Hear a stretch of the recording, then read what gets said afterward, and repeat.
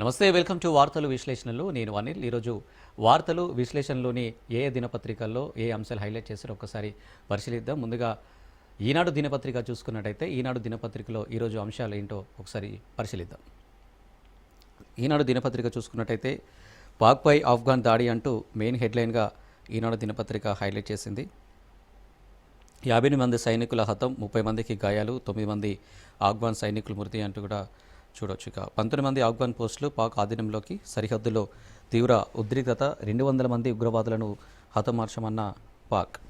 ఇక ఉగ్రవాదుల ఏరివేత పేరుతో తమ సరిహద్దులైతే దాడులు చేసిన పాకిస్తాన్పై అయితే ఆఫ్ఘనిస్తాన్ శనివారం నైట్ అయితే విరుచుకుపడింది. ఇక ఈ దాడుల్లో దాదాపు 58 మంది పాక్ సైనికులైతే హతమైనట్లు తాలిబాన్ నేతృత్వంలోని ప్రభుత్వం అయితే ఒక ప్రకటన అయితే విడుదల చేసింది. ఇక మరో 30 మందికి గాయాలయ్యాయని కూడా చెప్పుకొచ్చింది. ఈ దాడులతో ఉలికిపడ్డ పాకిస్తాన్ నిన్న ఉదయం ఎదురుదాడికి దిగి సరిహద్దులో ఆఫ్ఘాన్కు చెందిన 19 సెక్యూరిటీ పోస్టులను అయితే స్వాధీనం చేసుకుంది. ఇక పాకిస్తాన్ ఖైబర్ పఖ్తుంఖాలోని అంగోర్ అడ్డా, బజార్, కుర్రామ్, ధీర్, చిత్రాల్, బలూచిస్తాన్లోని బరాంచా పోస్టులపై ఆఫ్ఘాన్ విరుచుకుపడింది. ఇక డ్యూరాండ్ లైన్ వెంట జరిగిన ఈ దాడిలో 20 పాకిస్తాన్ అవుట్ పోస్టులు ధ్వంసమయ్యారంటూ కూడా ఒక ప్రకటన విడుదల చేసింది. దాదాపు తాలిబాన్ ప్రభుత్వ అధికార ప్రతినిధి జబీహుల్లా ముజ్హిద్ అయితే తెలిపారు. ఇక పలు ఆయుధాలను, యుద్ధ సామాగ్రిని అయితే స్వాధీనం చేసుకున్నామని కూడా చెప్పుకొచ్చింది. ఇక పాక్ ఆఫ్ఘాన్ మధ్య జరిగిన దాడికి సంబంధించి అయితే ఒక వార్త చూడవచ్చు.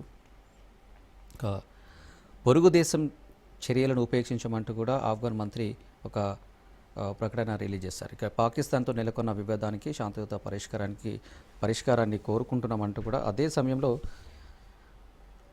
ఆ దేశం రెచ్చగొట్టే చర్యలను ఎట్టి పరిస్థితులను ఉపేక్షించబోమంటూ కూడా ఆఫ్ఘాన్ విదేశాంగ మంత్రి ఎవరైతే ఉన్నారో అమెరికన్ ముత్తాకి స్పష్టం చేశారు. ఇక ప్రస్తుతం భారత్లో పర్యటిస్తున్న ఆయన ఆదివారం అంటే నిన్న ఢిల్లీలో మీడియాతో అయితే మాట్లాడారు.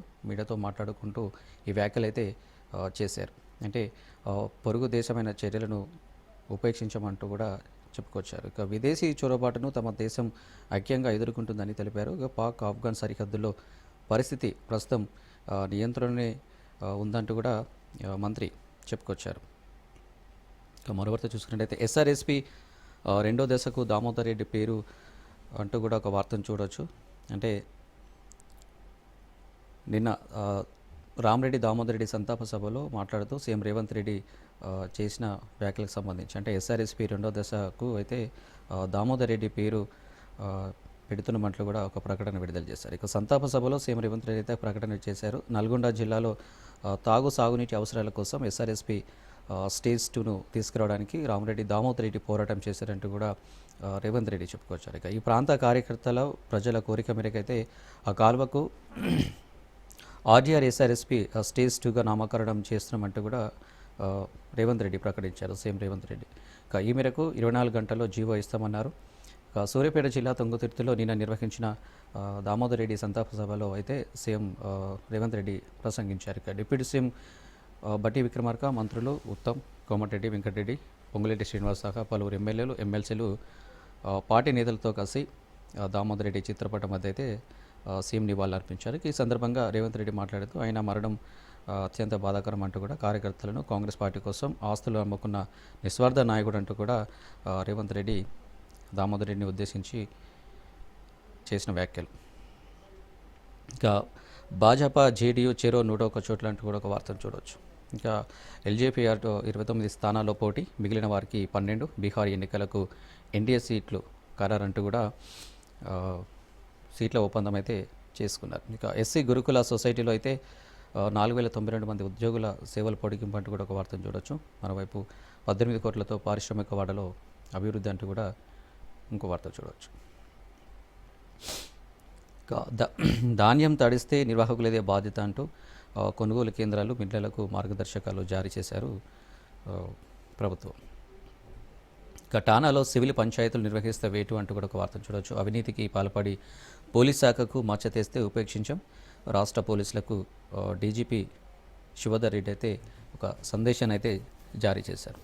అంటే టానాలో పోలీసులు కార్యాలయాల్లో అయితే సివిల్ పంచాయతీలు నిర్వహిస్తే ఉపేక్షించేది లేదని, అవినీతికి పాల్పడి పోలీస్ శాఖకు మచ్చ తెస్తే మాత్రం వేటు తప్పదంటూ కూడా డీజీపీ శివధర్ రెడ్డి అయితే ఒక స్పష్టం చేశారు. ఒక సందేశాన్ని అయితే ఇచ్చారు. ఇక హోంగార్డు మొదలు క్షేత్రస్థాయి పోలీసుని ముందుండి నడిపించి అధికారులందరూ తెలంగాణ పోలీస్ శాఖ నిబద్ధతకు ప్రతినిధులుగా నిలవాలంటూ కూడా ఒక పిలుపునిచ్చారు. ఇక ప్రజల విశ్వాసమే పోలీసింగ్కు నిజమైన కోలమనమన్నారు. పోలీస్ కుటుంబాల సంక్షేమానికి అయితే ప్రాధాన్యత ఇస్తామన్నారు. ఈ మేరకు తెలంగాణ పోలీసులకు ఆయన నిన్న ఒక సందేశాన్ని అయితే పంపారు డీజీపీ శివధర్ రెడ్డి. ఇక మరో వార్త చూసుకున్నట్టయితే 22 నుంచి పత్తి కొనుగోలు కేంద్రాల ఏర్పాట్లకు సీసీఐ సన్నాహాలు అంటూ కూడా ఒక వార్తను చూడవచ్చు. ఇక 42% రిజర్వేషన్ల కోసం బీసీ జేఏసీ అంటూ కూడా ఒక మరో వార్త. ఏకతాటిపైకి ఆర్ కృష్ణయ్య, జాజుల శ్రీనివాస్ గౌడ్ మరింత బలంగా ఉద్యమిస్తామని వెల్లడి. 13న దిగ్బంధం రద్దు, 14 నాటి బంధు 18కి వాయిదా వేశారు. ఏదైతే బీసీ రిజర్వేషన్లకు సంబంధించి హైకోర్టులో తీర్పు అయితే కొనసాగుతుందో దానికి సంబంధించి ఈ నెల 14న అయితే బంధు ప్రకటిస్తామనంటూ కూడా ఒక ప్రకటన అయితే విడుదల చేశారు. దాన్ని 18కి వాయిదా వేస్తూ కూడా మరో ప్రకటన అయితే రిలీజ్ చేశారు. ఇక రాష్ట్రంలో బీసీలకు 47% రిజర్వేషన్లు అందకుండా చేస్తున్న కుట్రలను అడ్డుకునేందుకైతే తెలంగాణ బీసీ జేఏసీని ఏర్పాటు చేసినట్లు బీసీ సంక్షేమ సంఘాల జాతీయ అధ్యక్షులుగా ఉన్న ఎవరైతే ఉన్నారో ఆర్ కృష్ణ కావచ్చు, ఇటు జాజుల శ్రీనివాస్ గౌడ్ అయితే సంయుక్తంగా ప్రకటించారు. ఇక బీసీలకు స్థానిక సంస్థల ఎన్నికల్లోనే కాకుండా విద్య ఉద్యోగాల్లోనూ 42% రిజర్వేషన్ సాధించేదాకా జేఏసీ ఉద్యమిస్తుందంటూ కూడా ఒక స్పష్టమైతే చేసుకొచ్చారు. ఇక నిన్న హైదరాబాద్లోని లక్డీ కప్పుల్లో ఒక హోటల్లో సమావేశమై బీసీ నేతలు జేఏసీగా ఏర్పడి ఉద్యమించాలంటూ కూడా ఒక నిర్ణయం అయితే తీసుకున్నారు. ఇక ఈరోజు ఈ నెల 14న జరిగిన బంద్ అయితే మాత్రం 18కి అయితే వాయిదా వేశారు. చూద్దాం ఏం జరుగుతుందో. ఆర్ఎస్ఎస్ కవాతులో బండి సంజయ్ అంటూ కూడా ఒక వార్త చూడవచ్చు. ప్రమాదంలో ప్రాణాలు అంటూ కూడా ఒక మరో వార్త. విద్యుత్ పంపిణీ వ్యవస్థ నిర్వహణలో లోపాలు, స్తంభాలు, ట్రాన్స్ఫార్మర్లు, లైన్లు మార్పులతో జాప్యం, సరఫరా అయితే పునరుద్ధరణతో మమ అనిపిస్తున్న సిబ్బంది. దీనికి సంబంధించి కొత్తగా ఇవి అంశాలు ఈనాడు దినపత్రికకు సంబంధించి. మరో దినపత్రిక చూసుకున్నట్టయితే ఆంధ్రజ్యోతి దినపత్రిక చూసుకున్నట్టయితే ఆంధ్రజ్యోతిలో పార్టీ తరపున అంటూ కూడా మెయిన్ హెడ్లైన్ అయితే హైలైట్ చేసింది సుప్రీంకోర్టుకు సంబంధించి. ఇక బీసీ రిజర్వేషన్లపై సుప్రీంకోర్టుకు కాంగ్రెస్ స్పెషల్ లీవ్ పిటిషన్ దాఖలుకు యోచన.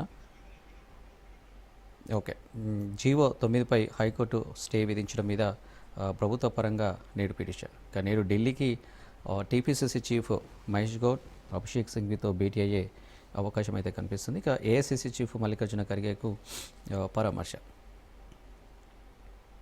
స్థానిక ఎన్నికల్లో బీసీలకు 42% రిజర్వేషన్కు సంబంధించి జీవో 9పై తెలంగాణ హైకోర్టు విధించిన స్టేను ఎత్తివేయాలంటూ కోరుతూ రాష్ట్ర ప్రభుత్వంతో పాటు పార్టీ పరంగా కాంగ్రెస్ కూడా సుప్రీంకోర్టును ఆశ్రయించినట్టు కూడా తెలుస్తుంది. ఎందుకంటే ఈ మేరకు సుప్రీంకోర్టులో టీపీసీసీ స్పెషల్ పిటిషన్ ద్వారా దాఖలు చేయనున్నట్టు కూడా తెలుస్తుంది. ఇటీవల అస్వస్థతకు గురైన ఏఐసీసీ అధ్యక్షుడు మల్లికార్జున ఖర్గేను కూడా పరామర్శించేందుకు టీపీసీసీ అధ్యక్షుడు మహేష్ కుమార్ గౌడ్ ఈరోజు ఢిల్లీ వెళ్తున్నారు. ఖర్గేను పరామర్శించిన అనంతరం పార్టీ పరంగా పిటిషన్ దాఖలు చేసే అంశంపై కూడా చర్చించే అవకాశం కూడా కనిపిస్తుంది. ప్రముఖ న్యాయవాది కాంగ్రెస్ ఎంపీ అభిషేక్ మను సింఘ్విని మహేష్ కుమార్ గౌడ్ కలవనున్నట్లు కూడా పార్టీ వర్గాలు అయితే చెప్పుకొచ్చాయి. ఇక ఇదే అంశానికి సంబంధించి రాష్ట్ర ప్రభుత్వం ఈరోజు పిటిషన్ దాఖలు చేయనుంది. ఇందుకోసం ముఖ్యమంత్రి రేవంత్ రెడ్డి ఇప్పటికే సింఘ్వితో సహా ఇతర న్యాయవాదులతో చర్చించారు. ఎట్టి పరిస్థితుల్లోనూ 42% రిజర్వేషన్లతోనే స్థానిక సంస్థల ఎన్నికలకు వెళ్లాలంటూ కూడా యోచిస్తున్నామని, దీనికి సంబంధించి అన్ని మార్గాలను అన్వేషించాలంటూ కూడా కోరారు. ఇక రాష్ట్రంలో కులగణన సర్వే నిర్వహించిన తర్వాతే బీసీలకు 42% రిజర్వేషన్ కల్పిస్తూ జీవో అయితే జారీ చేశామని కూడా చెప్పుకొచ్చారు. ఇక దీనికి ప్రత్యేకంగా అయితే ఒక కమిషన్ అయితే ఏర్పాటు చేయడం, ఆ కమిషన్ అధ్యయనం చేయడం, సూచన సలహాలతోనే రిజర్వేషన్ల శాతాన్ని అయితే నిర్ణయించినట్టు విషయాన్ని కూడా సుప్రీంకోర్టుకు విన్నవించాలని కోరినట్లు కూడా తెలుస్తుంది. ఇక ఈ మేరకు అన్ని అంశాలను పొందుపరుస్తూ ఈరోజు పిటిషన్ దాఖలు చేయనున్నట్లు కూడా సంబంధిత వర్గాలు కూడా తెలుస్తుంది. ఇక రిజర్వేషన్ల సాధనకు బీసీ జేఏసీ అంటూ కూడా రాష్ట్రంలో ఏకమైన బీసీ సంఘాలు జేఏసీ చైర్మన్ కృష్ణయ్య, వర్కింగ్ చైర్మన్గా జాజుల శ్రీనివాస్ 18న రాష్ట్ర బంద్కు అయితే పిలుపునిచ్చిన విషయం అయితే తెలిసిందే మనకు. ఇక మరోవైపు జూబ్లీహిల్స్ బీజేపీ అభ్యర్థిగా దీపక్ రెడ్డి అంటూ కూడా ఒక వార్తను చూడవచ్చు. ఇక పార్టీ కేంద్ర ఎన్నికల కమిటీ భేటీలో నిర్ణయం, పార్టీ పార్లమెంటరీ బోర్డు ఆమోద ముద్ర, ఏ క్షణమైన ప్రకటన వెలువడే అవకాశం కనిపిస్తుంది. ఎందుకంటే జూబ్లీహిల్స్ ఉప ఎన్నిక అయితే జరగబోతుంది. దానికి సంబంధించి బీజేపీ అభ్యర్థి ఎవరనేది కాసేపట్లో అంటే ఏ క్షణమైనా ఒక ప్రకటన విడుదల చేసే అవకాశం కూడా కనిపిస్తుంది ఎవరనేది. ప్రస్తుతానికైతే బీజేపీ అభ్యర్థిగా దీపక్ రెడ్డి అయితే పేరైతే తెరపైకైతే వస్తుంది. ఇక జూబ్లీహిల్స్ ఉప ఎన్నికలో బీజేపీ అభ్యర్థిగా దీపక్ రెడ్డి పేరును పార్టీ జాతీయ నాయకత్వం అయితే ఎంపిక చేసినట్లు కూడా సమాచారం అందుతుంది. ఇక నిన్న ఢిల్లీలో జరిగిన బీజేపీ కేంద్ర ఎన్నికల కమిటీ సమావేశంలో చర్చించి నిర్ణయం తీసుకున్నారు. ఇక పార్టీ పార్లమెంటరీ బోర్డు ఆమోద ముద్ర వేసినట్లు కూడా తెలుస్తుంది. ఇక జూబ్లీహిల్స్ పోటీ కోసం దీపక్ రెడ్డి, కీర్తిరెడ్డి, పద్మ పేర్లతో కూడిన జాబితాను పార్టీ రాష్ట్ర అధ్యక్షుడు అయితే రామచంద్రరావు మొన్న శనివారం పార్టీ జాతీయ నాయకత్వానికి అయితే అందించారు. ఈ ముగ్గురి పేరులో మాత్రం మెయిన్గా దీపక్ రెడ్డి పేరు తెరపైకి అయితే వస్తుంది. అంటే ఏ క్షణమైన ప్రకటన కూడా వెలువడే అవకాశం కనిపిస్తుంది ఎవరు అనేది. ఇక ఒకే ఇంటి నెంబర్ 43 ఓట్లు అంటూ కూడా ఒక వార్తను చూడవచ్చు. ఇక సామాజిక మాధ్యమాల్లో జూబ్లీహిల్స్ ఓటర్ జాబితా ఫోటోలు వైరల్, విచారణకు జిల్లా ఎన్నికల అధికారి సందేశం, నేటి నుంచే నామినేషన్లు. ఇక వివేక్ వర్సెస్ అడ్లూరి అంటూ కూడా ముగిసిన వివాదం మళ్ళీ తెరపైకి వచ్చిందంటూ కూడా ఒక వార్తనైతే చూడవచ్చు. ఇక నాపై కావాలనే మంత్రి అడ్లూరి విమర్శలు, ఆయన రాజకీయాల్లో ప్రోత్సహించింది కాకానే, అడ్లూరితో నాకు విభేదాలు లేవు మంత్రి వివేక్ వెంకటస్వామి చెప్పిన వ్యాఖ్యలు. అలాగే వివేక్ పార్టీ నేతల సమక్షంలో మాట్లాడాల్సింది, ఆయన కుమారుని గెలిపించింది మేం కాదా అంటూ కూడా ఇటు అడ్లూరి లక్ష్మణ్ చెప్పుకొచ్చిన వ్యాఖ్యలు. ఇక అధిష్టానమే చూసుకుంటుందంటూ కూడా అడ్లూరి ఆయన వాదన అయితే వినిపించుకున్నారు.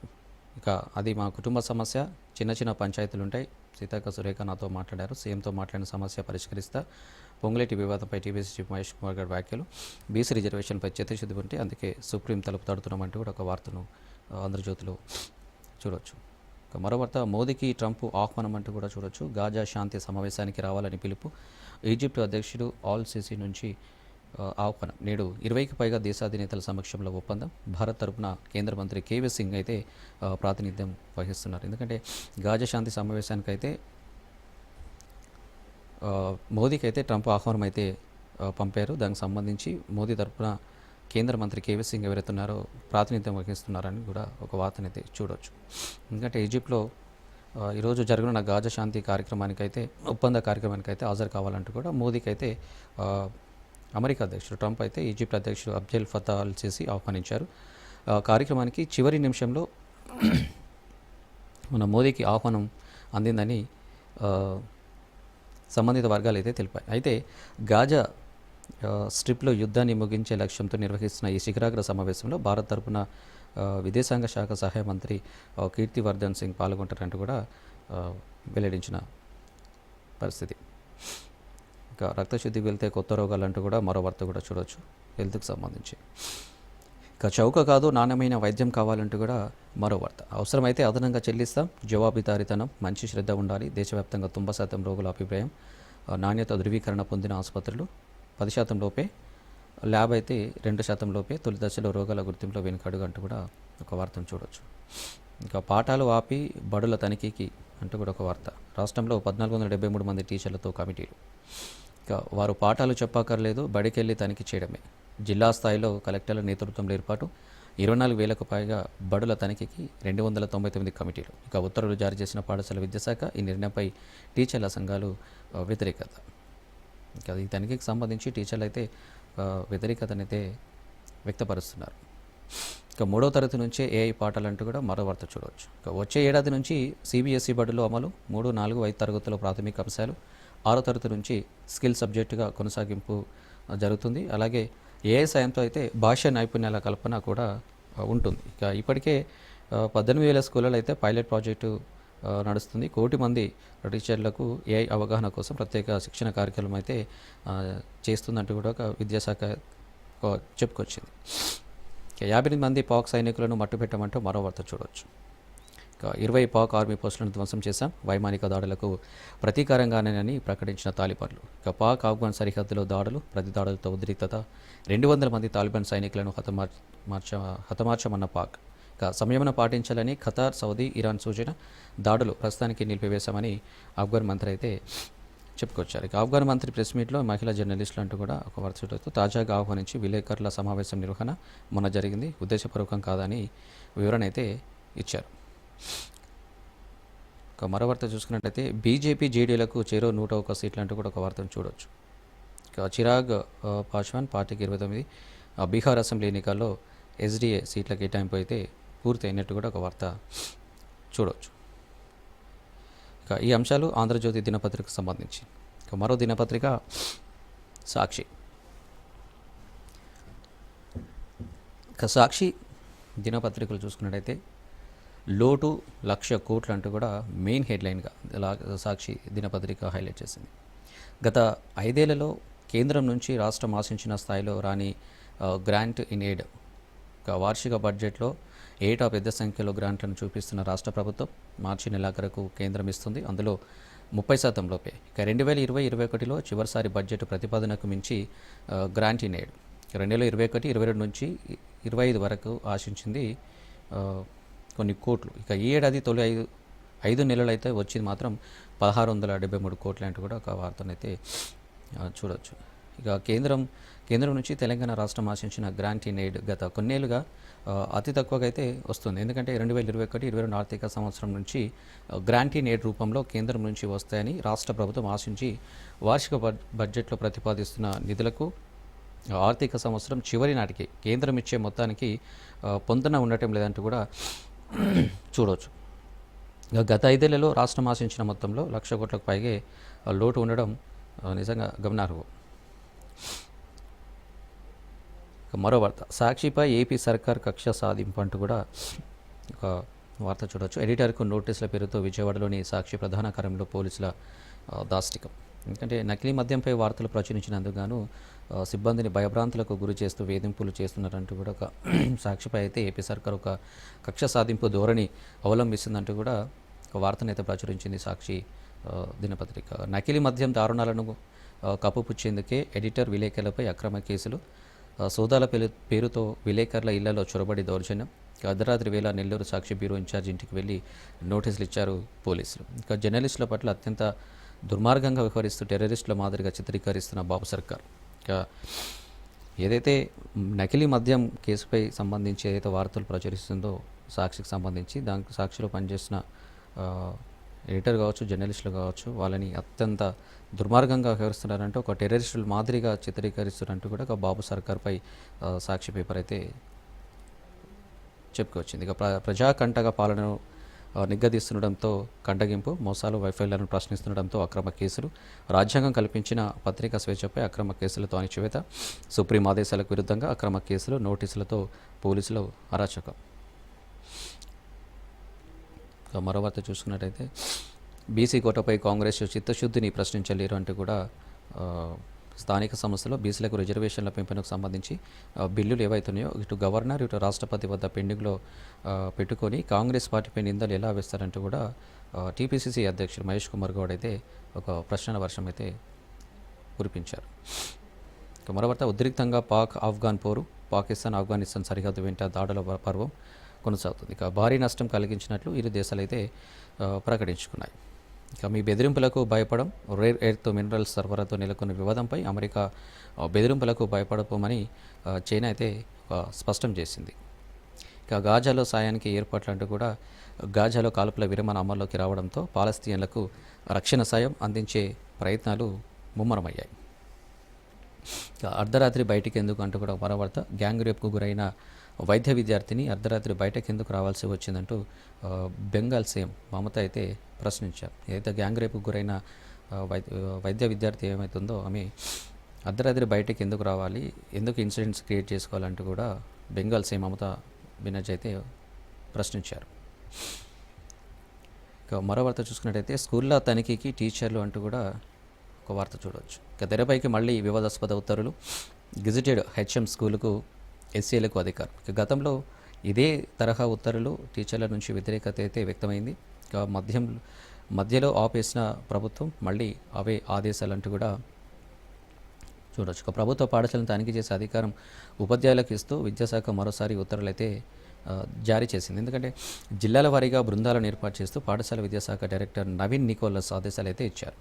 ప్రాథమిక పాఠశాలకు 128, ప్రాథమికోన్నత పాఠశాలకైతే 35, ఉన్నత పాఠశాలకైతే 96 బృందాలను ఏర్పాటు చేసి ఒక జీవో జారీ చేసింది. ఒక్క బృందంలో ఆయా స్థాయిల ప్రధానోపాధ్యాయుడు నోడల్ అధికారిగా, సెకండరీ గ్రేడ్ టీచర్ సభ్యులుగా ఉంటారు.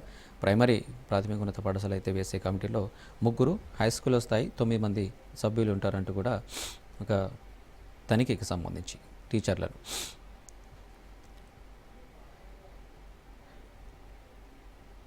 మరో వార్త చూసుకున్నట్టయితే వందే భారత్ స్లీపర్ ఎట్ కాజీపేట అంటూ కూడా ఒక వార్త చూడవచ్చు. ఎందుకంటే రైల్వే బోర్డు తాజా యోచన అయితే చేసింది. దేశవ్యాప్తంగా వందే భారత్ స్లీపర్ రైలు ప్రవేశపెట్టే చర్యలు అయితే ప్రారంభించిందంటూ కూడా చెప్పుకోవచ్చు.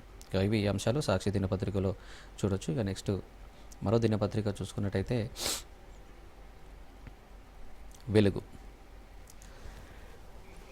వెలుగు దినపత్రిక చూసుకున్నట్టయితే వడ్లు లేవు, బియ్యం లేవు, 1000 కోట్లు లూటీ అంటూ కూడా మెయిన్ హెడ్లైన్ అయితే హైలైట్ చేసింది వెలుగు దినపత్రిక. ఇక ఫేక్ ట్రక్ షీట్లతో మిల్లర్ల స్కామ్, 10 ఏళ్ల నుంచి ఇదే కథ అంటూ కూడా చూడవచ్చు. ఇక కౌలు రైతుల కోసం కేటాయించిన ఆప్షన్తో దందా, కుటుంబ సభ్యులు తెలిసిన వాళ్ళ పేర్లు చేర్చి 2000 కోట్లకు పైగా దోపిడీ, సహకరించిన కొందరు ఆఫీసర్లు, సెంట్రల్ నిర్వాహకులు, సీఎంఆర్ బియ్యం ఇవ్వకపోవడం వెనుక మతలబీదే. ఇక విజిలెన్స్ ఎన్ఫోర్స్మెంట్ తనిఖీల్లో బయటపడుతున్న భాగవతం. ఒక 1000 కోట్లకు సంబంధించి అయితే ఒక స్కామ్ అయితే జరిగిందంటూ కూడా ఒక వార్తను చూడవచ్చు. ఎందుకంటే కుటుంబ సభ్యుల పేర్లు కావచ్చు, తెలిసిన వాళ్ళ పేర్లు చేర్చి అయితే దాదాపు 2000 కోట్లకు పైగా అయితే దోపిడీ జరిగింది. దీనికైతే చాలామంది సహకరించారు. అందులో కొందరు ఆఫీసర్లు కూడా, సెంటర్కు సంబంధించిన నిర్వాహకులు కూడా ఉన్నట్టు కూడా తెలుస్తుంది. వీళ్ళందరూ కలిసి 1000 కోట్లకు దాదాపు 2000 కోట్లకు లూటీ చేశారంటూ కూడా ఒక వార్త చూడవచ్చు. 6 రోజులుగా మార్చిలోనే అంటూ కూడా ఒక వార్త చూడవచ్చు. Haryana IPS officer Puran Kumar suicide కేసులో డీజీపీ శత్రుజిత్ను, రోహతక్ మాజీ ఎస్పీ నరేంద్రను అరెస్ట్ చేయాలని బాధిత కుటుంబ సభ్యులైతే రాష్ట్ర ప్రభుత్వాన్ని అయితే డిమాండ్ చేశారు. ఇక అప్పటి వరకు డెడ్ బాడీకి పోస్టుమార్టం నిర్వహించేందుకు ఒప్పుకోబోమని అయితే తేల్చి చెప్పారు. మరో వార్త, ఇక బీజేపీ జేడీయూకు 101 సీట్లు అంటూ కూడా ఒక వార్త చూడొచ్చు. ఇక బీహార్ ఎన్డీఏ కూటమిలో సీట్ల పంపకం ఫైనల్ అయింది. బీజేపీ జేడీయూ 101 చొప్పున సీట్లలో పోటీ చేయనున్నాయి. ఎల్జేపీకి 29 సీట్లు కేటాయించారు. మనవైపు రాష్ట్రీయ లోక్ మోర్చా, హిందుస్థాన్ అవామ్ మోర్చా పార్టీలకైతే 16 చొప్పున సీట్లు అయితే కేటాయించారు. ఈ విధంగా బీజేపీ జేడీయూకి సంబంధించి సీట్ల పంపకం అయితే జరిగింది. బీసీ కోటాపై సుప్రీంలో నేడు పిటిషన్ అంటూ కూడా ఒక వార్తను చూడవచ్చు. ఇక హైకోర్టు ఇచ్చిన స్టేను సవాల్ చేయనున్న ప్రభుత్వం. ఇప్పటికే సీనియర్ అడ్వకేట్లు సింఘ్వి దవేతో చర్చించిన సీఎం రేవంత్ రెడ్డి. ఇక ఢిల్లీకి వెళ్ళనున్న పీసీ చీఫ్ మహేష్ గౌడ్, మంత్రులు పొన్నం ప్రభాకర్, వాకిటి శ్రీహరి. ఇక ఈరోజు సుప్రీంకోర్టులో పిటిషన్ వేసే అవకాశం కనిపిస్తుందన్న దానికి సంబంధించి ఢిల్లీకి అయితే పీసీసీ చీఫ్ మహేష్ కుమార్ గౌడ్ వెళ్ళారు. ఆయనతో పాటు మంత్రులు పొన్నం ప్రభాకర్, వాకిటి శ్రీహరి కలిసి వెళ్ళారు. ఇక స్థానిక ఎన్నికల్లో 40% బీసీ రిజర్వేషన్ల కోసం తెచ్చిన జీవో 9 అయితే హైకోర్టు ఇచ్చిన స్టేను సుప్రీంకోర్టులో సవాల్ చేసేందుకైతే రాష్ట్ర ప్రభుత్వం సిద్ధమైంది. ఇక ఈ మేరకు ఈరోజు స్పెషల్ లీవ్ పిటిషన్ దాఖలు చేసే అవకాశం కూడా కనిపిస్తుంది. ఎందుకంటే ఇప్పటికే సుప్రీంకోర్టు సీనియర్ అడ్వకేట్లు అభిషేక్ మను సింఘ్వి, సిద్ధార్థ్ దవేతో అయితే సీఎం రేవంత్ రెడ్డి కూలంకషంగా అయితే చర్చించారు. దానికి సంబంధించిన తర్వాత నెక్స్ట్ స్టెప్ తీసుకున్నారు. ఈరోజు సుప్రీంకోర్టులో లీవ్ పిటిషన్ వేసే అవకాశం ఉంది. ఇక రిజర్వేషన్ల విషయంలో అయితే Indira Sawhney versus union government కేసులో గతంలో సుప్రీంకోర్టు ఇచ్చిన తీర్పు బీసీ రిజర్వేషన్లకు అడ్డంకి కాదంటూ రాష్ట్ర ప్రభుత్వం అయితే వాదనలు వినిపించాలని భావిస్తుంది. చూద్దాం సుప్రీంకోర్టు ఎలాంటి స్టెప్ తీసుకుంటుంది, దాని తర్వాత హైకోర్టు ఎలాంటి తీర్పు వెలువరిస్తుంది కూడా వేచి చూడాలి. ఇక రిజర్వేషన్ల సాధనకు తెలంగాణ బీసీజేఎస్ అంటూ కూడా ఒక వార్త చూడవచ్చు. చైర్మన్గా అయితే ఎంపీ ఆర్ కృష్ణ ఉన్నారు. వర్కింగ్ చైర్మన్గా అయితే జాజుల శ్రీనివాస్ గౌడ్ అయితే ఉన్నారు. ఇక వైస్ చైర్మన్గా విఆర్ నారగోని, కో చైర్మన్గా దాస్ సురేష్, రాజారాం యాదవ్, కోఆర్డినేటర్గా గుజ్జకృష్ణ. ఇక బీసీ సంఘాలు, మేధావులు, ఉద్యోగులు సమావేశమై ఒక జేఏసీగా ఆవిర్భావం చేశారు. దీనికి సంబంధించి ఒక వార్తను చూడవచ్చు. ఇక బీజేపీకి పూజకు పనికిరాని పువ్వు అంటూ కూడా కేటీఆర్ చేసిన వ్యాఖ్యలకు సంబంధించి ఒక వార్తను చూడవచ్చు. బీఆర్ఎస్ ప్రజలకు పనికిరాని పార్టీ అంటూ కూడా బీజేపీ చేసిన వ్యాఖ్యలకు సంబంధించి ఒక వార్తను చూడవచ్చు. ఇక జూబ్లీస్ బైపోల్కు నేడైతే నోటిఫికేషన్ అయితే ఉంటుంది. దానికి సంబంధించి వెలుగులో చూడొచ్చు. మన ఆయిల్ పామ్ నేడు కాటన్ రైతుల కోస అంటూ కూడా ఒక వార్త చూడొచ్చు. దీనికి సంబంధించి ఈ అంశాలు వెలుగు దినపత్రికలో చూడొచ్చు. మరో దినపత్రిక చూసుకున్నట్టయితే నమస్తే తెలంగాణ. నమస్తే తెలంగాణలో చూసుకున్నట్టయితే మంత్రులు మంటలు అంటూ కూడా ఒక వార్తనైతే చూడొచ్చు. క్యాబినెట్ సహచరుల కీచులాట అంటూ కూడా కాంగ్రెస్లో రచ్చ అంటూ ఒక వార్త చూడవచ్చు. ఇక కాంగ్రెస్లో కుంపట్లు ఆరడం లేదు, మంత్రుల మధ్య సెగలు చల్లారడం లేదు. పొన్నం అడ్లూరి ఇష్యూ చల్లబడకముందే వివేక్ లక్ష్మణ్ మధ్య మంటలు రాజుకున్నాయి. ఇక ఇన్ఛార్జి మంత్రి పొంగులేటిపై వరంగల్ మంత్రులు కొండ సురేఖ, సీతక్క కారాలు నూరుతున్నారు. అధిష్టానానికి ఫిర్యాదు చేసేందుకు సిద్ధమైన చివరి నిమిషంలో సీఎం నేతల ఒత్తిడితో వారు వెనక్కు తగ్గినట్టు కూడా వార్తనైతే చూడొచ్చు. ఇక మాలజాతి నేతననే నాపై కుట్రన మంత్రి అడ్లూరి నన్ను టార్గెట్ చేసిండు, కావాలని నాపై విమర్శలు చేస్తున్నాడు. రాజకీయాల్లో లక్ష్మణ్ను ప్రోత్సహించింది మా నాని అంటూ కూడా వివేక్ వెంకటస్వామి చెప్పుకొచ్చిన వ్యాఖ్యలకు సంబంధించి. ఎందుకంటే వివేక్ చేసిన వ్యాఖ్యలకు సంబంధించి కూడా అడ్లూరి లక్ష్మణ్ కూడా రీకౌంటర్గా సమాధానం ఇచ్చారు. నీ కొడుకును నేనే గెలిపించిన, వివేక్ వ్యాఖ్యలు విజ్ఞతకి వదిలిస్తున్నా, ఎవరెవరిని అవమానిస్తున్నారో బహిరంగ చర్చకు సిద్ధమా అంటూ కూడా సవాల్ విసిరారు అడ్లూరి లక్ష్మణ్ వివేక్ వెంకటస్వామికి. ఇక సద్దుమణిగిన వివాదాన్ని మళ్ళీ రాజేస్తున్నారు ఎందుకంటూ కూడా ఒక ప్రశ్న అయితే వేశారు లక్ష్మణ్.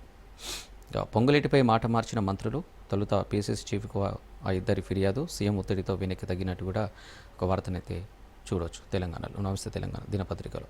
ఇక కాంగ్రెస్ ఓటు చోరీ, ఒకే ఇంటూ 43 ఓట్లు జూబ్లీహిల్స్లో వెలుగులోకి. ఇక యూసుఫ్ కూడా 246 బూత్లో బట్టబయలైంది. ఆ 43 మందిలో 41 మంది అక్కడ ఉండరట. ఇక తాజా ఓటర్ జాబితాలో భారీగా బోగస్ ఓట్లు, వేల సంఖ్యలో ఫేక్ ఓట్లు ఉన్నట్లు కూడా అనుమానాలు అయితే వ్యక్తమవుతున్నాయి. ఇక నవీన్ యాదవ్ అనుచరుల చిరునామాతోనే ఎక్కువ బీఆర్ఎస్ నేతల ఆరోపణలు, క్షేత్రస్థాయిలో పరిశీలన. ఓ రౌడీ షీటర్ ఇంట్లో 49 ఓట్లు ఉన్నట్టు వెల్లడించారు. ఇక మరో అపార్ట్మెంట్లో 41 దొంగ ఓట్లు. కాంగ్రెస్ నాయకుల కనుసన్నలోనే ఈ వ్యవహారం, ఈ తతంగం అంతా జరుగుతుందంటూ కూడా బీఆర్ఎస్ చేస్తున్న వ్యాఖ్యలకు సంబంధించి నమస్తే తెలంగాణలో చూడొచ్చు. ఇక ఇటీవల కార్డులను పంపిణీ చేసిన కాంగ్రెస్ అభ్యర్థి క్రిమినల్ కేసు నమోదు చేసిన ఎన్నికల అధికారులు అంటూ కూడా ఒక వార్తను చూడొచ్చు. ఇక కార్డు కావాలా, బుల్డోజర్ కావాలన్నా అంటూ కూడా మరో వార్త కూడా చూడొచ్చు. ఇక ఈ అంశాలన్నీ నమస్తే తెలంగాణ ప్రచురించింది. ఇక ఈరోజు దినపత్రికలో చూసుకున్నట్టయితే అన్ని అంశాలు పరిశీలించిన పరిస్థితి అయితే కనిపిస్తుంది. ఇక ఇవి అన్ని దినపత్రికలకు సంబంధించి వార్తలు, విశ్లేషణలు చూస్తూనే ఉండండి రాజు.